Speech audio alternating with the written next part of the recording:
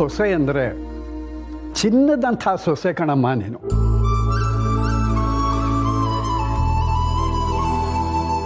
ಈ ಮನೆಗೆ ಬರ್ತಿದ್ದ ಹಾಗೆ ಅದೇನಿರುತ್ತೋ ಏನಿರೋಲ್ವೋ, ಆದರೆ ಈ ನಿನ್ನ ನಗುಮುಖ, ಈ ಸತ್ಕಾರ ಇದಂತೂ ಇದ್ದೇ ಇರುತ್ತೆ.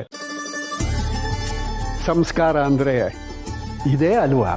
ಇದೆಲ್ಲ ನಿಮ್ಮಂಥ ಹಿರಿಯರಿಂದ ಕಲ್ತಿದ್ದು ತಾತ. ಅಮ್ಮ ನೋಡ್ಕೊಳ್ಳೋ ರೀತಿ ನೋಡಿದ್ರೆ ನಾನು ಕಲಿಬೇಕಾಗಿರೋದು ಇನ್ನೂ ಇದೆ ಅನ್ಸುತ್ತೆ.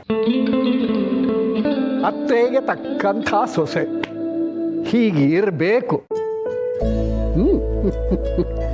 ಅಯ್ಯೋ ಮಾಧವ, ಮರೆಯೋದಕ್ಕೆ ಮುಂಚೆ ನಾನು ಬಂದ ವಿಷಯ ಹೇಳಿಬಿಡ್ತೀನಿ. ಈ ನಮ್ಮ ತುಳಸಿಗೆ ನಾನು ಸೀಮಂತ ಇಟ್ಕೋಬೇಕು ಅಂತ ಇದ್ದೀನಿ. ಸೀಮಂತನ ತಾತ, ನಾವು ನಮ್ಮನೇಲಿ ಅಮ್ಮನಿಗೆ 4 ತಿಂಗಳಿದ್ದಾಗಲೇ ಬಯಕೆ ಶಾಸ್ತ್ರ ಮಾಡಿದ್ದೀವಿ. ಅದು ನಿಮ್ಮನೇಲಾಗಿದ್ದಪ್ಪ. ತವ್ರ ಮನೆಯಿಂದ ಅವಳಿಗೊಂದು ಸೀಮಂತ ಮಾಡೋದು ಬೇಡವೇ? ಅದು ನನ್ನ ಖುಷಿ ಕಣೋ. ಏನಂತೀಯ ಮಾಧವ? ಅಯ್ಯೋ, ಇದರಲ್ಲಿ ಹೇಳೋದೇನಿದೆ? ನಿಮಗೆ ಸಂತೋಷ ಆಗುತ್ತೆ ಅನ್ನೋದಾದ್ರೆ ಇಂಥ 100 ಸಂಭ್ರಮ ಬೇಕಾದರೂ ನಡೀಲಿ. ಅಮ್ಮಂಗೆ ಈ ಥರ ಎಷ್ಟು ಶಾಸ್ತ್ರಗಳು ಮಾಡಿದ್ರು ಕಮ್ಮಿನೇ. ಈ ನೆಪದಲ್ಲಾದರೂ ಮನೆಯವರೆಲ್ಲ ಖುಷಿಯಿಂದ ಕುಂಡಾಡ್ಬೋದು. ನಮ್ಮ ಮನೆಯವ್ರಿಗೆಲ್ಲ ಇದು ಓಕೆ. ಅಭಿ, ಮನೆಯವ್ರ ಬಗ್ಗೆ ಎಲ್ಲ ಮಾತಾಡುವಾಗ ಸ್ವಲ್ಪ ಯೋಚನೆ ಮಾಡಿ ಮಾತಾಡು.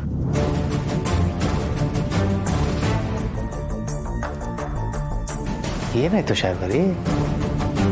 ಸೀಮಂತ ಶಾಸ್ತ್ರ ಮಾಡೋದು ನನಗೂ ಇಷ್ಟನೇ ಬಾವ. ಆದರೆ ಈ ರೀತಿ ಪದೇ ಪದೇ ಶಾಸ್ತ್ರಗಳನ್ನ ಮಾಡೋದು, ಇಲ್ಲಿಂದ ಅಲ್ಲಿಗೆ ಓಡಾಡೋದು, ಅಲ್ಲಿಂದ ಇಲ್ಲಿಗೆ ಓಡಾಡೋದು, ಹೀಗೆ ಮಾಡಿದ್ರೆ ಗರ್ಭಿಣಿ ಹೆಂಗಸಿಗೆ ದೃಷ್ಟಿ ಆಗಲ್ವಾ? ಕಷ್ಟ ಆಗಲ್ವಾ?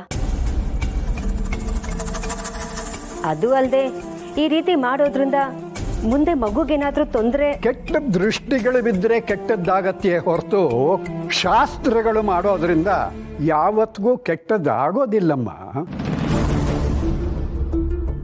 ಆ್ಯಕ್ಚುಲಿ ಹಾಗೆ ನೋಡಿದ್ರೆ ಈ ಶಾಸ್ತ್ರಗಳೆಲ್ಲ ಮಾಡೋದ್ರಿಂದ ತಾಯಿಗೆ ಮಗುಗೆ ಬರಬಹುದಾದಂಥ ಕಂಟಕಗಳು ತಪ್ಪುತ್ತೆ.